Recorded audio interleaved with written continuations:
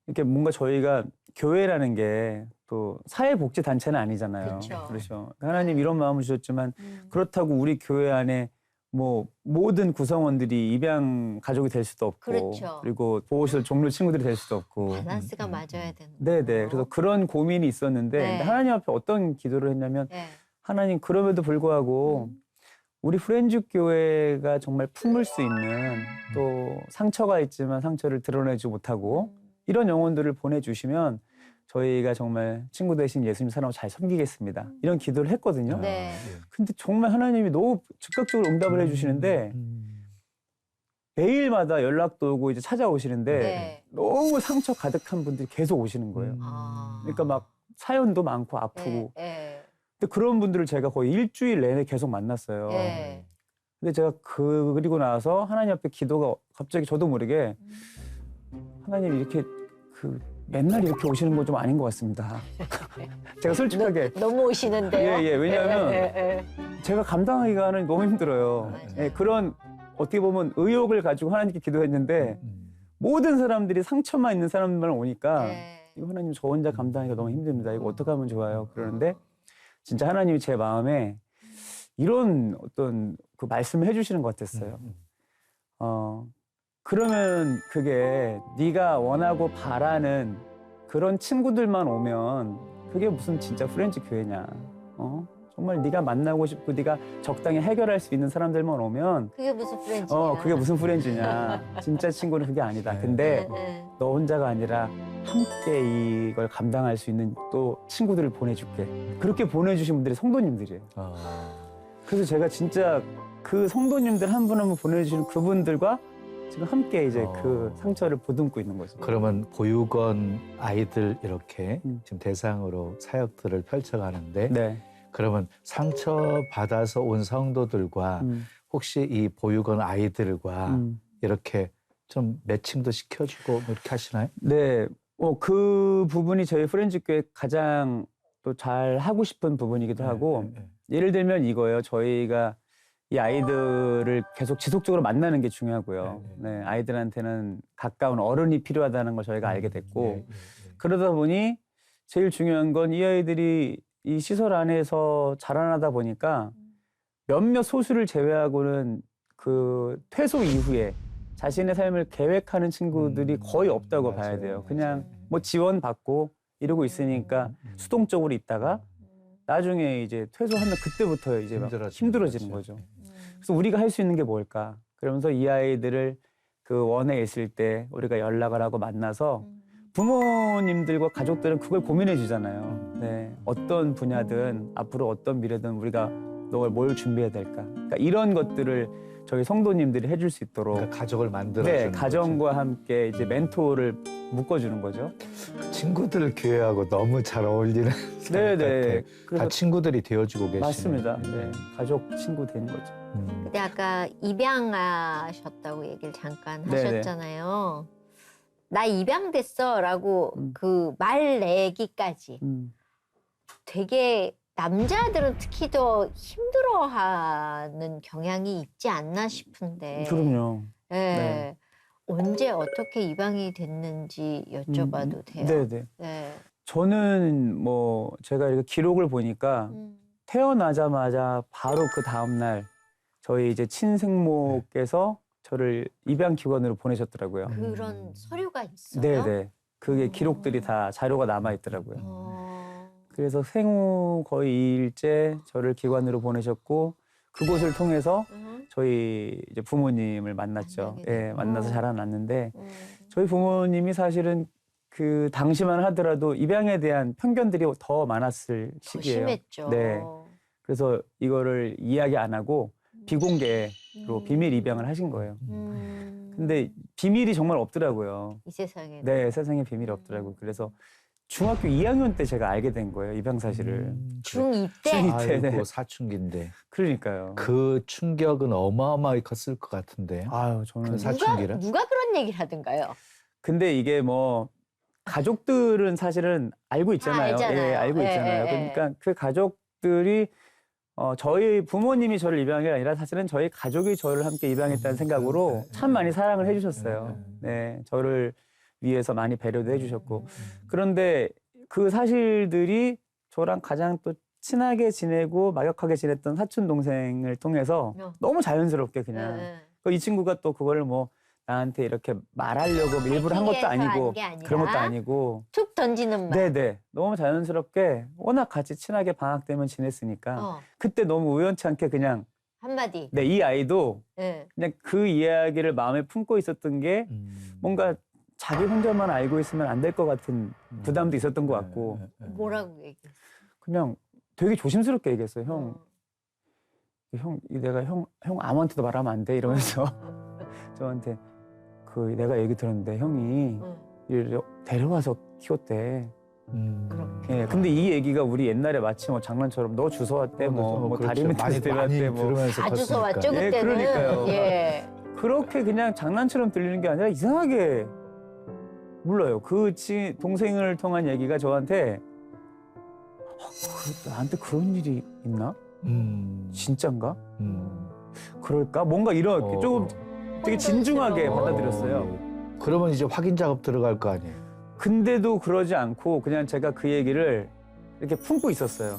왜냐하면 뭐 예를 들어서 제가 그 얘기를 듣고 이게 너무 드라마 같은 내용이지만 그래서 우리 엄마 아빠가 나를 이렇게. 데려와서 키워서 이랬나? 뭐 이런 연결이 아니라 드라마죠. 네, 그냥 저는 마음속에 그럴 수도 있나? 그냥 이런 생각을 품고 있다가 중학교 2학년 때 또 사춘기 시절이다 보니까 엄마 아빠랑 뭔가 막 다툼도 많고 부딪힘도 그쵸? 있고 막 대들고 그러잖아요. 근데 그렇게 싸움이 일어난 와중에 뭐 엄마 아빠도 저의 잘못을 인해 화가 나 계셨는데 제가 모르게 거기서 그 오랜 기억 속에 있었던 그 얘기를 툭 뱉는 그냥 거죠. 예, 던진 거예요. 낳지 않은 자식이라 나한테 이렇게 대하는 거죠. 뭐 이런 거죠. 어떻게 정확히 그걸 왜냐하면 제가 초등학교 6학년 때 저희 엄마가 저를 100일 전에 버리고 가신 걸 알았거든요. 그리고 나서 새엄마가 키워주신 세월이 있다가 저희 엄마가 6학년 때 돌아가시면서 이 왔던 엄마 친구들이 아유 너 참 네 엄마가 지가 낳지도 않았는데 잘 키웠어라는 얘기를 툭 던졌는데 그게 지금 얘기하신 것처럼 이 안에 계속 있었어요. 아무도 얘기 안 해주는데. 그런데 어떤 사건이 있었을 때 제가 아버지한테 그 불같은 화를 내면서 아버지가 나한테 이렇게 엄마 하는 없이 게, 마치 새엄마가 진짜 엄마인 것처럼 했잖아라고 제가 확 퍼버대는 제 모습을 보면서 저도 깜짝 놀랐거든요. 깜짝 놀라셨죠? 똑같은 상황. 예. 저는 지금 이성민 집사님이 그 방 안에 계신 줄 알았어요, 지금. 너무 정확히 그 상황을. 그때 엄마, 그때 아빠가 아빠, 얼마나 예. 황당했을까도 딱 그거예요. 생각이 예. 돼요. 저는 사실은 홧김에 갑자기 이래서 나한테 이러는 거야? 나 데려와서 키워서. 근데 사실은 제가 기대했던 반응은 늘 그랬던 것처럼 엄마 아빠가 무슨 소리야? 소리야 쓸데없는 소리 하고 있고 막 어디서 그딴 소리 쓸데없는 거 듣고 와가지고 하던 것처럼 더 혼내주고 뭐 이런 분위기를 바랬는데 갑자기 정지 상태. 정지 상태고 주저앉으시더라고요. 그렇지. 특히 저희 아버지는 워낙 약간 남성적이시고 또 직업군이셔가지고 근데 제가 아버지 우는 걸 처음 봤어요. 뒤에 앉으셔가지고 우시는 거예요. 그래서 그때 제가 마음속으로 와 진짜구나 이게 진짜구나. 그러니까 그때 공기가 저는 방 안의 공기가 아직도 느껴져요. 그 멈춰있는 정지되는 건데 그랬었죠. 그때 왜 여러 가지 갈등이 생기잖아요. 내가 왜 이 말을 했지? 아니야 지금 말해서 너무 잘했어. 내가 막 어른들한테 약간 이용당한 느낌? 그런 좀 못된 마음이 사실은 좀 있었어요. 근데 사춘기니까 더 그런 더 그렇죠. 부정적인 수많은 생각을 생각들이. 많이 했을 네. 것 같고요. 그거 알게 된 상황에서 사춘기니까 굉장히 방황하는 시간들을 많이 보내지 않았을까 싶어요. 많이 방황했죠. 어떤 식으로 화나게 하고 싶었어요, 엄마 아빠를 솔직히. 그래요. 내가 지금 얼마나 화가 났는지 보여주고 싶은 보여주고 거죠. 싶었고 엄마 아빠도 내가 이렇게 힘든 만큼 좀 힘들어야 돼. 골 부리는 거죠. 골 쉽게 부리는 얘기해. 거죠. 예, 네. 완전히 그냥 그렇게 계속. 근데 또 마음은 그렇지 않은데. 그 이 안에서 막 뒤죽박죽이잖아요. 예, 그러면 안 되는데. 그래놓고 뒤돌아서면서 나 이러면 안 되는데 또 그래도 나 후회하죠. 사랑해줬던 그 시간이 그럼요, 있었는데 그런데 또 엄마 얼굴을 보면 뭐 어쩌라고 그럼요. 예. 뭐 이런 맞아요. 그러면서 왜 나쁜 길로 빠지잖아요. 저는 공부를 안 했거든요. 저는 공부도 싫고 우울증에 인생 덧없다라는 걸 그때부터 맞아요. 저는 그러면서 살면 뭐해? 맞아요. 뭐 이쪽으로 빠졌었는데 어느 쪽으로 빠지셨어요? 그런 말씀하시는 게 복합적으로 다 있었고요. 근데 저는 오히려 제일 무서웠던 게 사람을 만나는 게 두렵더라고요. 왜냐하면 저에 대해서 다 알고 있을 것 알고 같았어요. 있을까 봐. 그죠. 네, 그게 너무 싫었어요. 어. 제 주변에 교회도 음. 학교도 음. 모든 사람들이 나에 대해서 다 알고 있는데 모른 척하고 쓴 것 같은 거예요. 가면을 다 쓰고 있는 것 예, 같아. 저를 그냥 다 알면서 음. 마치 동정심으로 불쌍한 척. 불쌍해하는. 그런 게 아니었는데도 제 머릿속에는 이미 다 그렇게 온통. 결정이 되어 있었어요. 그래서 저는 그게 아마 대인기피증이고 그쵸. 또 우울증이고 그랬던 것 같아요. 그래서 학교가 끝나면 저 그렇게 제가 운동도 좋아하고 놀기 좋아하던 아이였는데 학교 끝나면은 그냥 계속 제가 걷는 거예요. 하염없이. 혼자 있는 시간을 많이 가졌구나. 네, 그냥 뭐 아무도 없는 곳에 계속 걸어 다니는 거예요. 그냥 차 다니는 도로를 쌩 걸어 다니고 항상 그래서 제가 경기도 성남에 살았었거든요. 학교 끝나고 어느 순간 정신을 차려보면 남한산성까지 걸어가 있는 거예요. 그 걸어서 꽤 거리가 되거든요.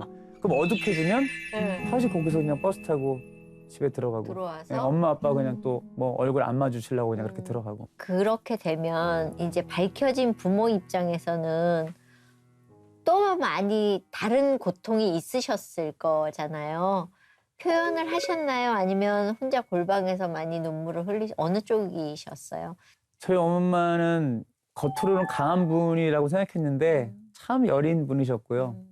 근데 이제 저희 부모님이 세우신 뭐 전략이라 그러면 좀 웃기지만 저희 두 분은 약간 이 정면 돌파로 나가셨던 것 같아요.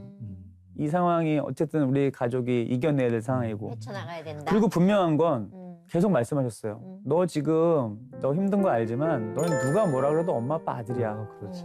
그리고 하나님이 보내주셨어. 우리는 그냥 그러니까 입양을 통해서 가족이 된 거야. 아, 네가. 저거 안 들려. 근데 안 들려요. 맞아요. 안 들려. 뭔지는 아는데 안 들려요. 응. 근데 엄마 아빠는 변함없이 너를 나의 아들로 생각하고 너 지금 잘못하고 있는 건 가르칠 거고 계속 말씀하셨어요. 그래서 그런 강공으로 가셨는데 근데 그것보다 제가 제일 가슴이 아팠던 건 어머니가 이제 새벽마다 그렇게 우시더라고요. 기도하시면서. 근데 그 기도 소리가 들리잖아요. 새벽마다 막 이렇게 우시는데 또 그 우는 소리 때문에 제가 잠이 깨면 또 짜증이 나는 거예요. 또. 왜 울어? 왜 저렇게 진짜 왜 난 울어? 생각보다. 뭐 때문에 울어? 내가 더 힘든데 뭐 이런. 막 짜증나요 막 이러면서 근데 이렇게 잠이 깨 있는데 엄마 기도 소리가 들리잖아요. 근데 그 기도가 아마 저를 조금씩 변화시킨 힘이었던 것 같아요. 그 한 뭐 40분에서 1시간 기도를 매일 하는데 다른 기도가 없더라고요. 처음부터 끝까지 오직 제 그냥 기도. 아들을 위한 아들, 기도. 그냥. 요한이 우리 아들 살려주세요. 울면. 근데 그 기도를 듣는데 제가 어느 순간 갑자기 이렇게 자고 있는데 여기서 눈물이 자꾸 흐르는 거예요, 이렇게. 내가 진짜 죽어야 되나 아픈 놈이야 막 이러면서 다시 내가 어떻게 우리 엄마한테 어떻게 나를 위해 저렇게 평생을 당신을 안 돌보시고 나를 위해 기도하시는 엄마. 어찌 보면은 약간 엄마에 대한 미안함과 사랑 그런 것들이 제가 가지고 있는 그 나쁜 못된 마음을 조금씩 처음에 깎기 시작했던 것 같고 어머니의 그 포기하지 않는 기도가 제 안에 있었던 온화한 마음을 또 하나님의 은혜로 이렇게 깎아가신 것 같아요. 그런데 이제 그렇게 갈등하고 방황할 때 그 혼자 사람들 만나기를 두려워했으니까 그러면 교회 가는 것도 그럼요. 교회도 안 나갔죠.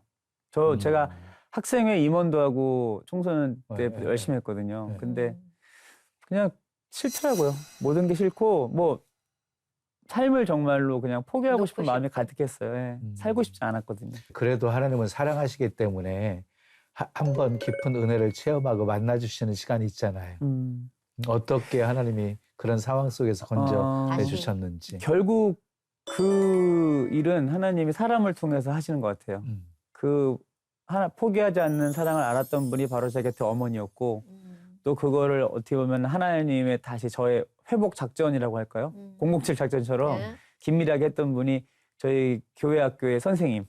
네, 저를 뭐 아주 오랫동안 봤고 또 중학교 1학년, 2학년 저와 늘 함께 했었던 저희 선생님이 저희 어머니랑 긴밀한 협력 체계를 가지시면서 계속 기도도 하셨고 무엇보다 이제 저를 꼭 얘를 이번에 데리고 가가지고 변화시켜야 되겠다 하고 데려간 곳이 바로 수련회였죠. 수련회. 네. 진짜 싫은데. 진짜 저는 진짜도 싫고 그 상황은 더 싫죠. 더 싫지. 묶어놓고 어디 가지도 못하게 근데 가둬놓고. 그 선생님 때문에 간 거예요. 그냥 예.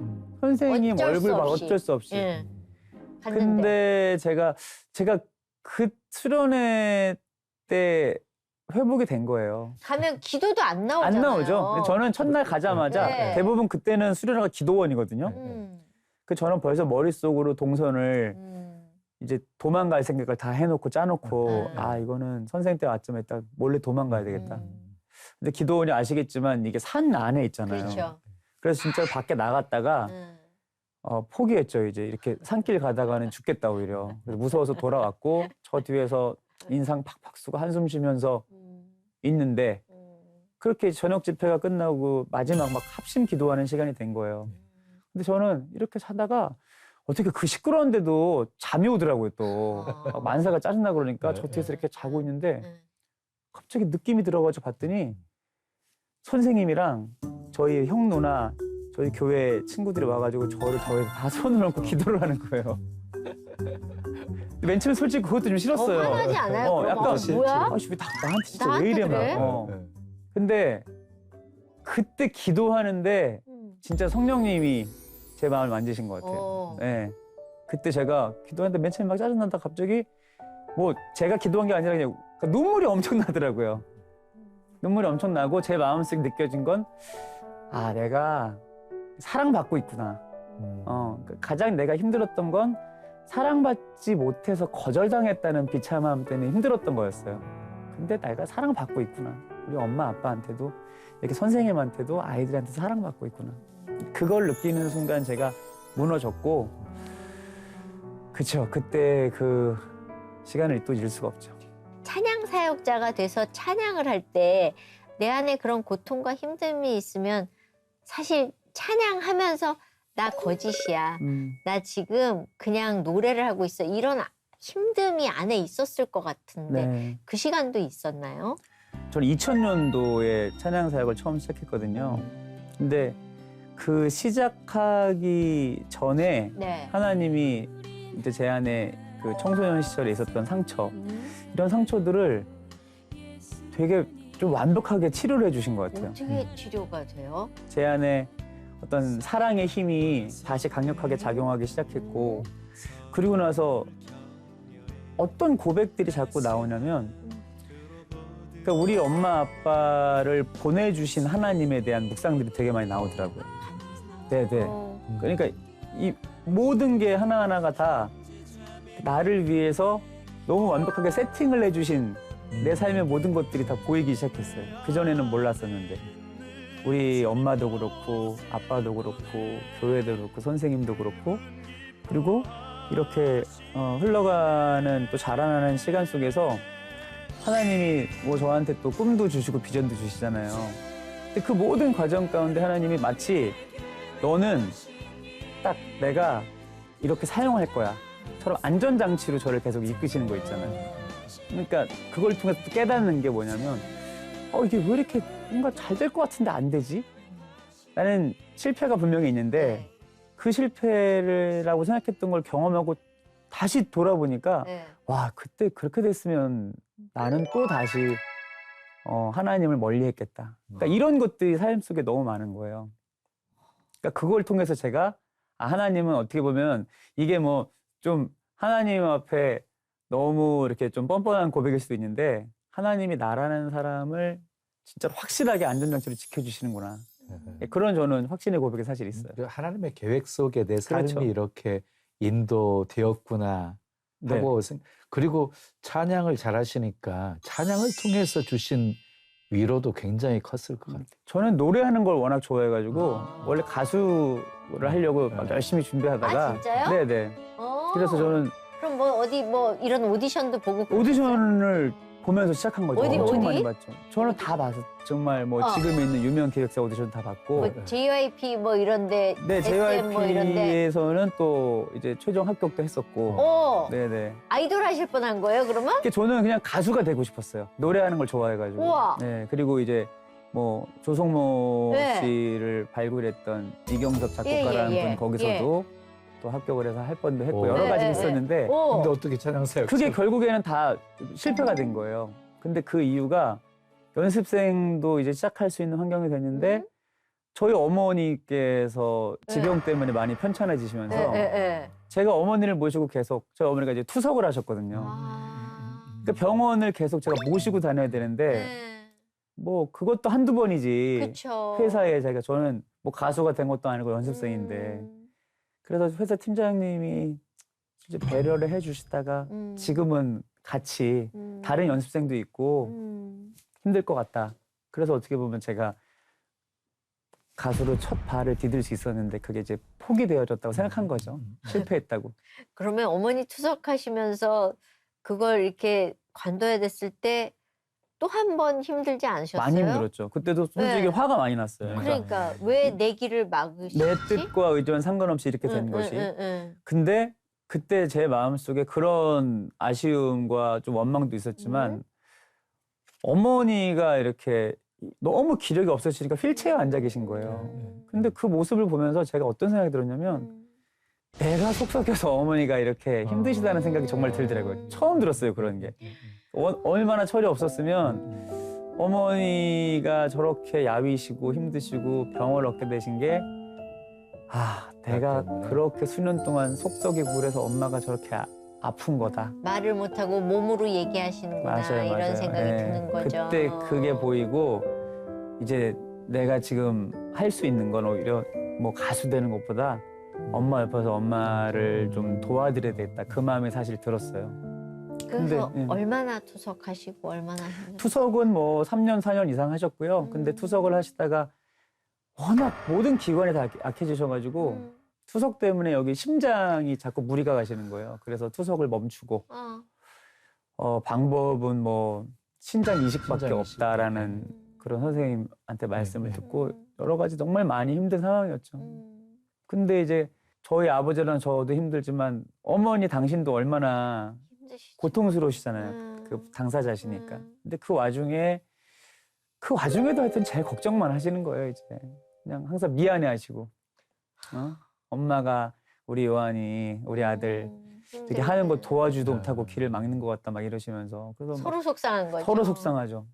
그래서 막 그렇게 힘든 시간을 보냈죠. 근데 신장 이식밖에 없었으면 가족들이 어떻게 다 검사하고 신장 이식 수술할 수 있게끔 하려고 방법은 하지 그거밖에 않았어요? 없었죠. 왜냐하면 지금이야 이제 이식 기술이 너무 좋아졌지만 네. 그때가 2002년 막 이랬으니까 기술력이 부족해서 무조건 조직이 일치하는 사람의 신장만 받을 수 있었어요. 그래서 근데 대기를 해놨는데 네. 6개월 뭐 1년을 기다려야 된다니까 그쵸. 사실 저희는 막막했죠. 네. 그래서 한 번 받았어요. 그래도 혹시 모르니까. 그래요? 근데 남편 뭐 그 선생님 말씀이 남편 배우자분은 신장이 거의 일치하지 않을 가능성이 100%고 혹시나 자녀들 중에 맞을 수가 있으니 한번 받아보자 그랬는데 선생님의 얘기가 사실 이렇게 반갑지가 않죠. 왜냐하면 해보나 마나니까. 그쵸. 네, 왜냐하면 나는 그렇지, 입양이. 입양 자녀고 엄마의 배에서 나온 게 아닌데. 근데 그때 기적이 일어났죠. 왜요? 어떤 기적이? 검사를 했는데 네. 제 신장 조직이 엄마랑 정확히 맞아요? 일치하더라고요. 소름. 네. 그래서 그러면 엄마 절대 안 엄마 차라리 내가 죽는 게 낫지 네 걸 어떻게 봤냐 이거 하실 텐데. 아니 주선생님은 지금 제가 소름 돋네요. 어떻게 너무 정확하게 모든 상황을 알고 계시네 진짜. 아 그래요? 네. 각자 지금 소름 돋으면서 얘기하는 네. 거예요? 저희 어머니가 그러니까 저희 가족은 사실은 이 하나님의 이 기적의 섭리에 너무 놀랐어요. 야, 하나님이 정말 완벽하게 그러니까. 이렇게 이 모든 것들을 계획하셨구나. 그래서 날짜까지 다 잡고 담당 선생님도 너무 기뻐하시고 선생님은 뭐 입양 가지고 이런 거 사실 그때는 모르시고 모르니까. 일치는 너무 좋다 그래서 진행 다 하고. 응. 근데 어머니가 그때도 막 자기 싫다 반대했는데 이거는 뭐 싫고 좋고가 아니라 살려야 되는 그렇지. 상황이니까. 예, 예. 그래서 저희가 날짜까지 다 잡아놨어요. 수술 날짜까지.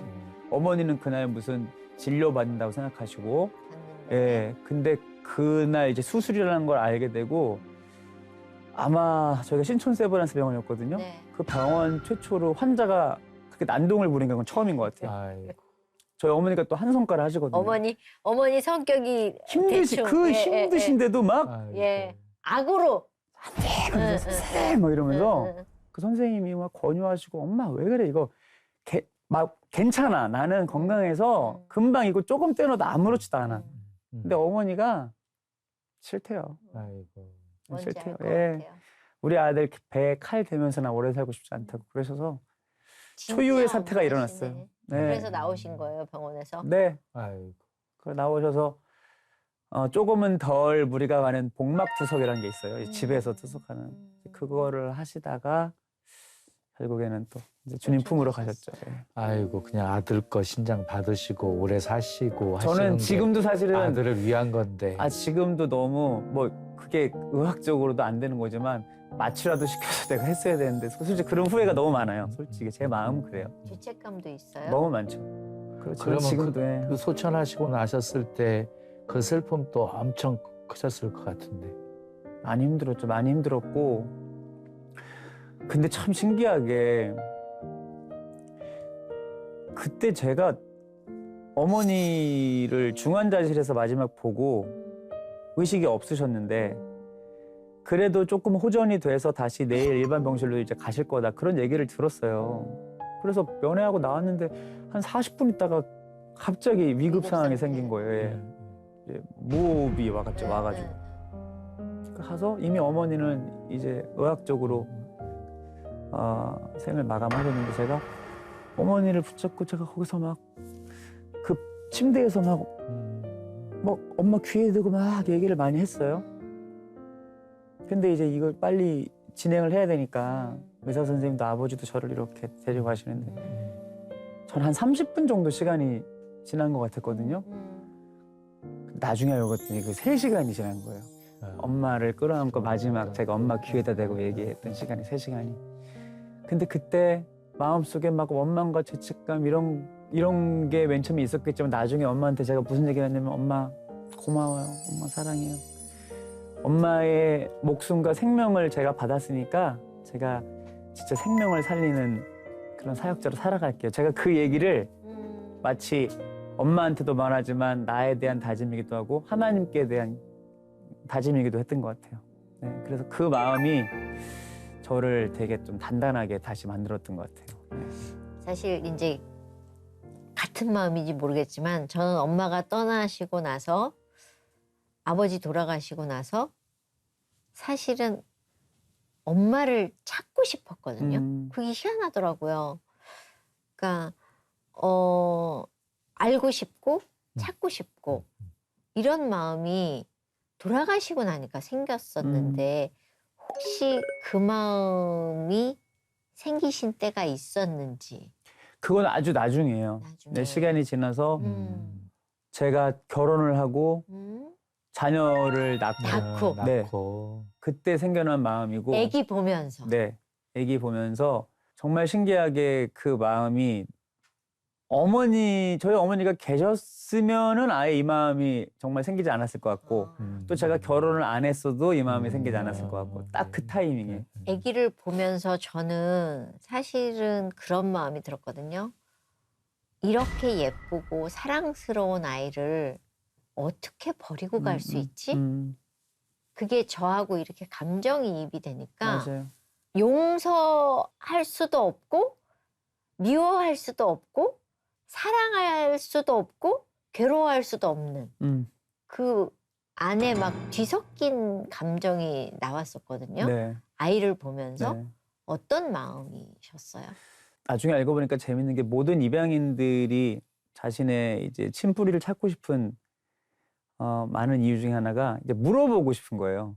왜 버리셨나? 맞아요. 네. 그거 물어보고 그 상황이 그냥 왜 나를 버렸어요? 시간이 많이 지나서도 막 이게 뭐 말씀하신 것처럼 막 분노 사실 이거보다 그냥 왜 내가 그때 그 상황이 될 수밖에 없었을까가 궁금했고 그리고 그냥 그분이 어떤 분일까 혹시 지금도 살아 계실까 이런 그렇죠. 막연한 게 있죠. 근데 저도 사실 그런 마음으로 이렇게 액션을 취하게 된 건데 근데 돌아보니 이 이 궁금해했던 거에도 이 밑에 깔려 있는 게 약간 용서하지 못하는 분노의 마음이 있었던 거예요. 그렇죠. 네. 왜 그때 그래서 내가 얼마나 사실 힘들고 어려운 시간을 보냈는지 엄마가 아냐. 그러니까 이런 거를 막 좀 얘기하고 싶은 거죠. 그렇죠. 예. 그래서 신기하게 찾으셨어요. 찾았어요. 그래? 네, 신기하게 찾았어요. 그래서 저는 제가 이제 홀트를 통해서 입양됐다는 것도 예. 제가 처음 알게 된 거예요. 저희 그 중학교 2학년 때 입양 사실을 알았지만 그 이후로 약간 우리 집에 그냥 입양에 대한 이야기를 굳이 꺼내는 게 좀 금기사항이 된 거죠. 금기사항. 굳이 말 안 하고. 응, 응. 그래서도 굳이 안 하고 평생 살았고. 뭐 텔레비에서 그런 거 나오면 은근슬쩍 딴 데 이렇게 돌리고 뭐 이런 맞아요. 거. 딱 그거예요. 예, 그렇게 예. 살았다가 이제 어떤 친뿌리에 대한 그 막연한 궁금증이 생겨서 참 신기하게 그냥 뭐 인터넷을 통해서 네. 전화 한 통 했더니 네. 제 이제 어떤 자료가? 증빙 서류 확인 같은 것만 되니까 어. 홀트를 통해서 입양됐다는 것도 알게 되고. 우와. 네. 그리고 홀트에 전화드렸더니 담당자 선생님이 예. 그것도 신기해요. 지금은 많이 전산화가 되고 데이터화가 됐지만 저 때만 해도 종이 서류였거든요. 종이잖아요. 그 서류가 아직까지 있더라고요. 우와. 근데 물론 그래서? 뭐 지금 이 얘기는 거의 10년 전 얘기예요. 10년 전에 네, 만나셨어요? 네, 네. 근데 10년 전. 친어머님도 이렇게 찾으려고 노력하지 않으셨나요? 나중에 알게 됐어요. 시도를 하셨는데 응. 근데 그게 입양법상 안 돼요. 안 돼요. 네, 네. 입양을 보낸 부모는 절대 찾을 수 없고 입양인 본인이 원한다면 이제 이렇게 역추적할 수 있고. 그런데 처음 이렇게 두 분이 만나게 되셨을 때 그 감정과 마음이 어땠을까? 그럴 땐 어디서 만나요? 홀트 가서 만났죠. 홀트 가서. 그때 감정이 네. 어떠셨어요? 딱 뵙자마자 그 느낌이. 예. 그 전날은 잠을 못 잤을 거고. 전날이 아니라 네. 약속 잡고 며칠을 못 잤어요. 그치. 네. 예. 못 그래서 잤고 막, 저는 네. 사실은 취소하고 싶었어요. 못 가겠더라고요, 갑자기. 근데 괜히 만나자고 그랬나? 예. 네, 그랬을 것 같아.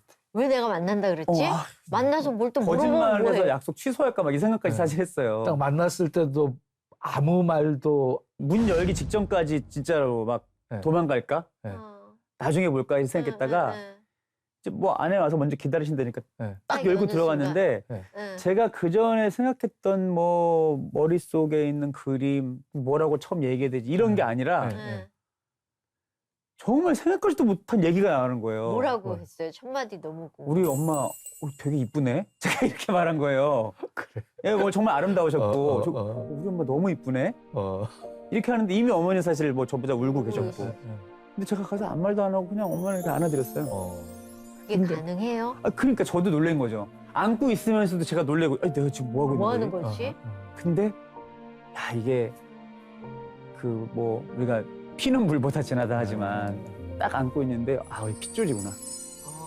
그게 느껴져요. 따뜻하고 너무 편안하고 한참을 그렇게 있다가 그때 제가 깜짝 놀랄 얘기를 제가 네. 하더라고요. 네. 엄마, 저는 엄마를 용서합니다.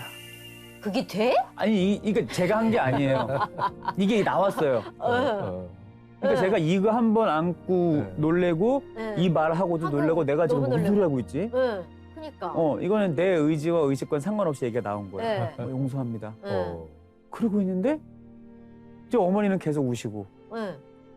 그리고 내가 그때 이제 그 순간에 그 마음속에 뭐가 네. 있었냐면은 내가 엄마를 지금까지 만나려고 했었던 마음속에는 여전한 분노의 마음도 있었고 내가 막 그걸 확인하고 싶었고 왜 그랬냐 막 이런 얘기도 하고 싶었는데 하나님이 저희 엄마를 만나게 하신 이유는 딱 하나, 용서하게 하시려고. 왜냐하면 나중에 알고 봤더니 어머니가 평생을 너무 고통스럽게 살았어요. 그렇죠. 너무 고통스럽게 살았어요. 그리고 모든 일어나는 안 좋은 일들이 마치 내가 우리 아들 버려서. 키우지 않고 버려서라는 그걸로 다 연결시키면서 너무 힘드신 삶을 사신 거예요. 근데 기도하는 분이셨어요.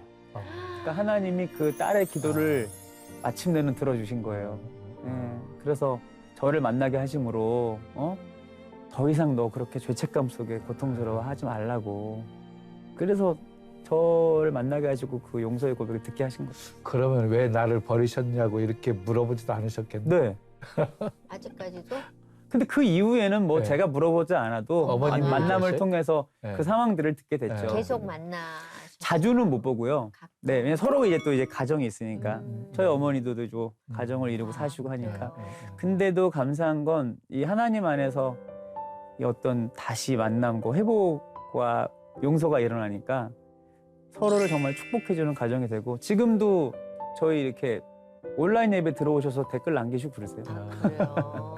자랑스러우시겠다. 네, 그래서 아이, 뭐 감사하죠. 네. 이제는 잘 네, 살고 있으니까. 이제 그렇게 아시고 나서 하나님은 왜 나를 이제 또 만나게 하셨지? 그건 고민 안 해보셨어요? 어머니의 인생을 다시 좀 정말 행복하고 건강한 주님의 딸로 살게 하시려고 저를 만나게 하셨다는 회복시키기 위해서. 그게 첫 번째가 있고요. 음. 그리고 또 하나는 어머니와의 만남을 통해서 한 번도 생각하지 못했던 게 제 안에 고백되어 주더라고요. 왜냐하면 이제 미혼모 분들이 보이는 거예요. 그래서 그냥 엄마한테 그 전에 없었던 고마움이 사실 처음 생긴 게 엄마가 청소년 시절에 저를 이제 갖게 된 거예요, 실수로. 근데 그 어려운 상황 가운데 대부분 할 수 있는 생각은 마음이 너무 고통스럽고 힘들지만 이제 뭐 나쁜 그쵸. 어떤 행동을 할 수 있는 거잖아요. 지울 수도 있고. 음. 근데 저를 보호해주고 지켜줬다는 거에 제가 되게 맞아. 고마운 마음이 생기더라고요. 네. 예. 저희 애들 키우면서 뭘 이렇게 잘못하거나 뭐 제가 해놨는데 음식을 맛없게 먹거나 그러면은 이것들이 생모랑 살면서 고마운 줄 모른다고 제가 어느 날 그 얘기를 하면서 저 깜짝 놀랐거든요. 응? 니들이 응? 생모랑 살면서 말이야. 응? 이것들이 막 이러는데 제가 그러고 나서 되게 부끄러웠었어요. 내 안에 이 상처가 나를 이렇게 포악스럽게 만드는구나. 그러면서 아이들은 너무 예쁜데 이게 막 내 안에서 막 어쩔 줄을 몰라 하는. 근데 되게 입양 가족들이 쓰는 용어를 정확히 쓰시네요. 아 그래요? 그다음에 그 앞에는 이제 친자를 붙여주세요. 예. 니들이 친생모를 살면서. 그런 지금 아이들 키우면서 왜 그런 생각이 이렇게 가끔 몰입이 될 때가 있었거든요. 저는. 그럼요, 맞아요. 저는 딴 거보다 네. 저는 이제 3명을 키우거든요. 셋이에요. 애가 셋이에요. 아들, 딸 너무 사실 잘하시네. 키우는데 제가 느끼는 건 딱 이거예요. 야, 그냥 아이들 키우면서 천국에 계신 어머니가 더 보고 싶고 감사한 게 와, 우리 엄마는 진짜 나를 예수님의 사랑으로 키웠구나. 저는 원래 내리사랑이라고 그러고 이제 받은 대로 흘려보낸다 그러는데 엄마한테 그런 사랑을 받았음에도 그러니까 제 안에 좀 쓴뿌리가 너무 많은가 봐요. 그래서 저는 아이들을 좀 진짜 엄하게 대하고 막 그러거든요. 엄하게 대하고 또 아이들한테 미안한 행동도 지금 자라면서 사실 많이 했고 그럴 때마다 엄마가 생각나는 거예요. 우리 우리 엄마, 엄마는. 우리 엄마는 나를 진짜 몇 번이고 내가 똑같이 만약 행동했으면 몇 번이고 막 포기하고 싶고 다시 보내버리고 싶고 막 이런 생각이 솔직히 있었을 거예요. 근데 우리 엄마는 나를 어떻게 참고 인내했을까? 제가 궁금한 게 갑자기 하나 생겼어요. 입양아로 사는 내가 힘들었을 것 같아요. 목계자의 자녀로 사는 우리 아이들이 힘들 것 같아요. 그거는 정말 이렇게 딱 정확히 말을 못 할 것 같아요, 진짜로. 네, 그 체감과 무게감이 네. 정말 있을 거예요. 그죠? 예, 그럼. 네, 애가 셋이니까. 그런데 지금 새 아이를 키우시면서 조금 남다르실 것 같아요. 네. 아이들에 대한. 그럼요. 예. 네. 목사님은 어떤 아버지가 되고 싶으세요? 아, 이거는 참 어려운 질문인 게 제가 이제 목사가 또 되고 교회를 개척하고 보니까 이 모든 게 다 대단하고 거창한 게 아니라 제가 설교한 대로 선포한 대로 제가 먼저 살아야 되잖아요. 그게 되게 부담스러운 거예요. 네. 교회 개척 이전에 사실 이런 부담은 없었거든요. 그렇죠. 그래서 성도님들한테 제가 권면하고 살아내야지. 하는데 나는 똑바로 하지 못하면서 그래서 요즘 그게 제일 힘든 거예요. 이제 아내한테 인정받지 못하고 자녀들한테 인정받지 못하면 내가 무슨 목사로 그렇죠. 성도들에게 전하겠나. 그래서 지금 이제 목사님이 말씀을 해주시니 그냥 제가 설교한 대로 정말 살아만 낼 수 있다면 그게 힘들겠지만 개척을 좀 늦게 할 걸 그랬네요. 생각이 참 많았습니다. 예. 초기에도 예. 제가 성도님들 앞에서 막 정말로 이렇게 공개적으로 막 회개한 적도 있어요. 예, 왜냐면 아이들한테 제가 내가 무슨 이런 아빠가 성도님들 앞에서 자녀들에 대한 이런 걸 훈계하며 하겠으며. 그래서 예. 우스갯소리로 사모님하고 아이들은 다른 교회 보낸다는 그런 그것도 사람들도 있더라고요. 되게 좋은 꿀팁인데요. 예, 네. 예. 그러면 목회가 또 안 돼요. 그렇죠. 그럼요, 목사님. 예. 앞으로 기도 제목은 어떤 게 있으세요? 이름대로 정말 살아내는 교회가 되고 싶고요. 그리고 이 프렌즈라는 이름 안에 하나님이 주신 분명한 사명은 진짜로 쟤랑은 나 친구가 어려울 것 같은데 쟤랑은 나 안 맞는데 라는 친구도 품을 수 있는 교회가 돼야 그게 예수님의 사랑이 될 것 같아요. 그래서 그런 교회가 좀 되기 위해서 저도 기도할 거고 또 기도를 부탁드립니다. 많은 분들이 방송 보시고 가시겠는데 참고하실 건 주차장이 그렇게 넓지 않답니다. 예. 예, 공영 예. 주차장이 공영 주차장이 근데 있고요. 제가요 예. 인터넷에 검색을 쳐봤어요. 예. 그 주일 예배 드리는 광경을 제가 봤거든요. 예. 찬양도 은혜롭게 진행되어지고 그리고 메시지도 너무 좋았고 그리고 또 받은 찬양 은사를 마음껏 베푼 활용해서 예배드리는 모습이 너무 좋았어요.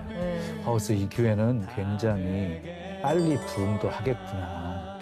그리고 오늘 이렇게 얘기 나누면서 친구들 교회와 어울리는 정말 멋진 사역들을 지금 펼쳐가고 있잖아요. 그러니까 하나님이 그냥 막 부어주실 것 같아요. 감사합니다. 저희 다음에 한번 가서 뵙도록 하겠습니다. 알겠습니다. 오늘 와주셔서 감사합니다. 고맙습니다. 네, 감사합니다. 예. 우리 박여원 목사님께 목사님 말씀해 주신다면.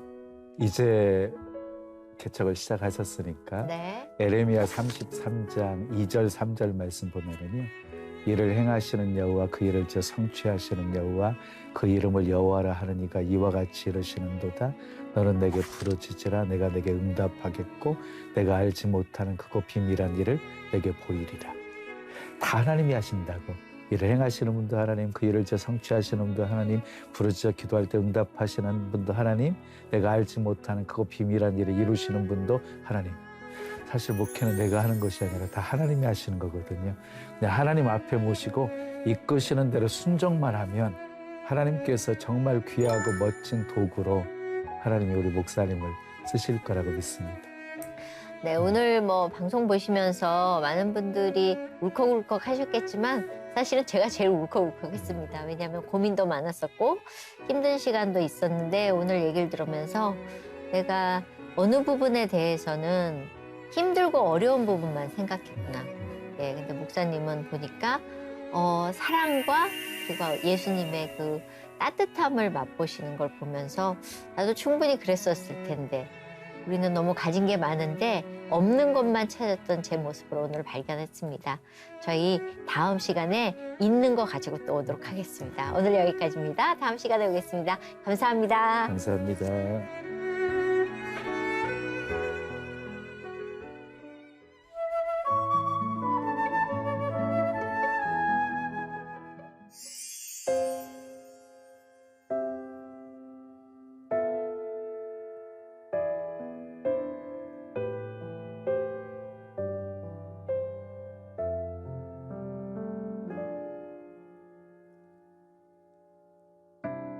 주 안에 우린 하나 모습은 달라도 예수님 한 분만 바라네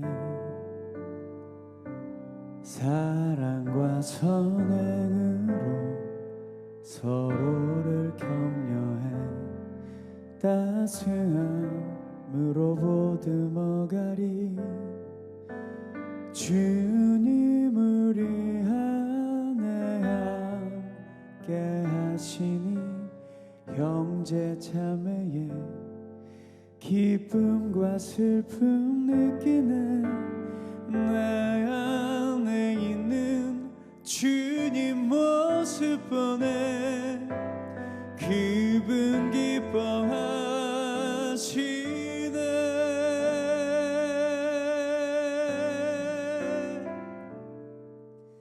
주님 우리를 통해 계획하시니 부족한 입술로 찬양하게 하시니 주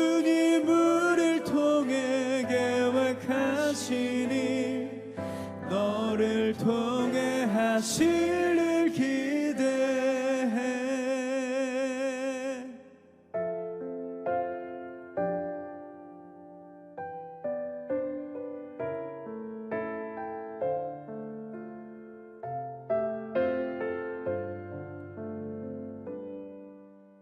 주님 우리 안에 함께 하시니 형제 자매의 기쁨과 슬픔 느끼네 내 안에 있는 주님 모습 보네 그분 기뻐하시네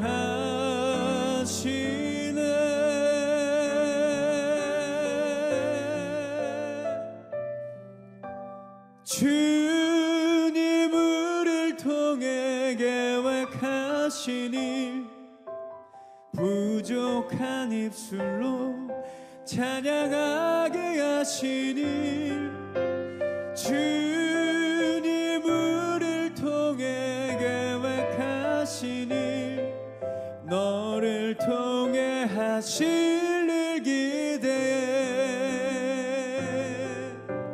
주님 우리를 통해 계획하신 일 부족한 입술로 찬양하게 하시니 주님 우리를 통해 계획하신 일 너를 통해 하실 일 기대해